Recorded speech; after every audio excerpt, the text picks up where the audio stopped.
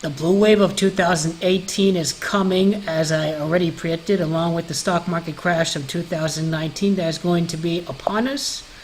Some people are here for a very rude awakening. Kyrsten Sinema is in a really tight race in my state. McSally only leading by 0.2 points, but Sinema is leading in a couple polls right now. Voter turnout is at a record level here in Arizona, and many of these votes are for Kyrsten Sinema, and that includes me. Kyrsten Sinema is the perfect one for the job if my state is not full of retards. Even if she doesn't win, then she'd be right about Arizonans, I can tell you about that. Because she will not vote for party at all. Going down here, Sinema, notice she is 42 years of age. I want you to see that it is Freemason and it is knowledge that equal 42 in gematria. It is Masonry itself that equals 33, the highest degree of standard Freemasonry. She is born on July the 12th of 1976. Number one, July the 12th, this adds up to 19. She's going to become senator in the year 2019. So she was born on July the 12th of 1976. 1976 adds up to 23. This is 26, and then the 7, this adds up to 33. So this country is founded by Freemasons. Freemasons control these elections. They're part of the political elite. American politics has leaned more to the right over the years, ever since Bill Clinton in the 1990s. Washington, D.C.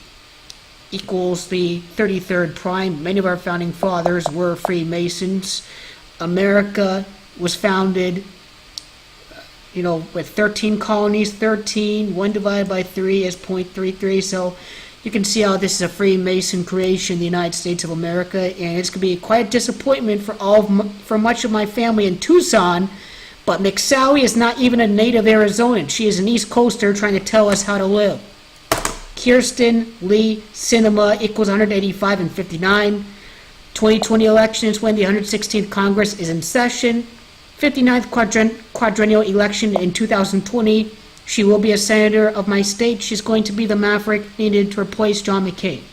Kyrsten L. Sinema, stock market crash, Donald John Trump are all going to take shape during her stint in the Senate in Arizona. Senator Sinema, she's not going to repeal health care for those with pre-existing conditions.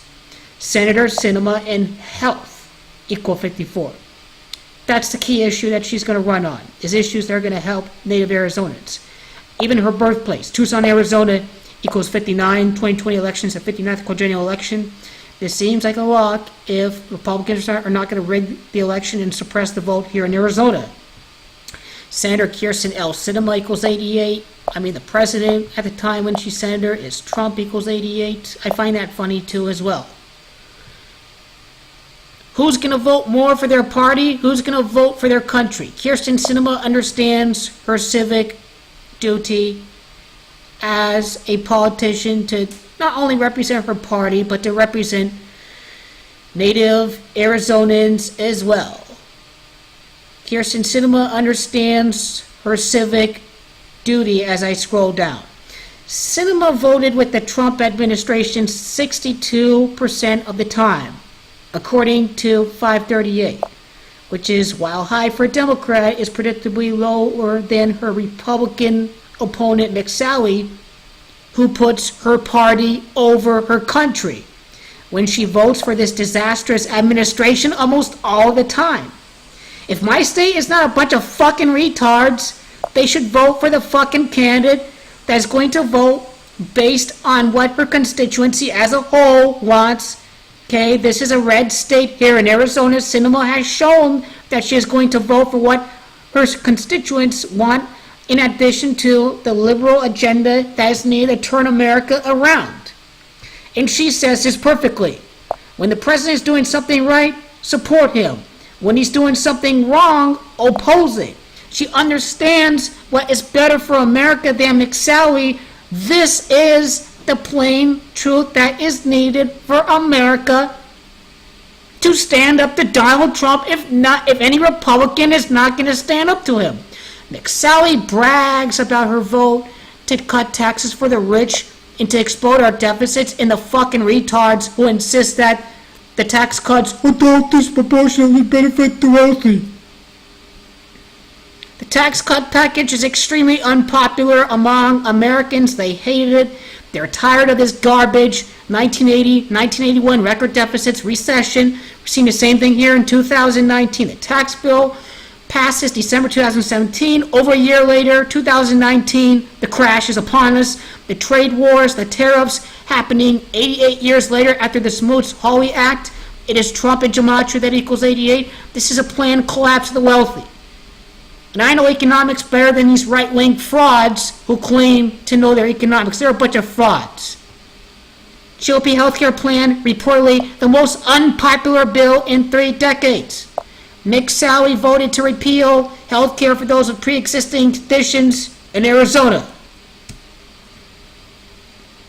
Let me show you that again. I know I can show, let's see. Let me see if this article here is going to show what she voted for. If the AC Central is not going to be biased.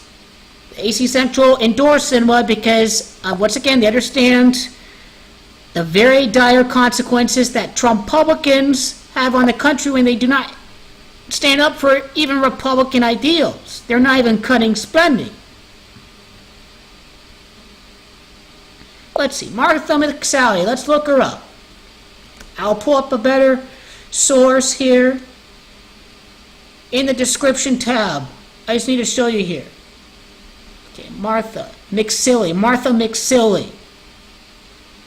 Have all said the same despite casting, where is it? Okay.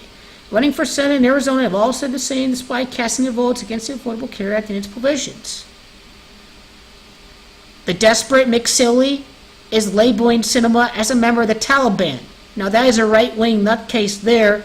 Sinema is going to protect health care and education for Arizonans. We are voting for the blue in record numbers here in Arizona. Sinema has shown that she is not going to vote for her party. She's going to vote for what's best for Arizonans and what's best for the United States of America. And she's not going to support unpopular legislation like that piece of garbage McSally in her nonsensical lunatic rants against Senator Sinema. Blue Wave 2018 is upon us. Trumppublicans, Trumpansies, the big snowflakes they are, have no one to blame but themselves, and in fact, many Republicans are not even going to vote for the party of Trump.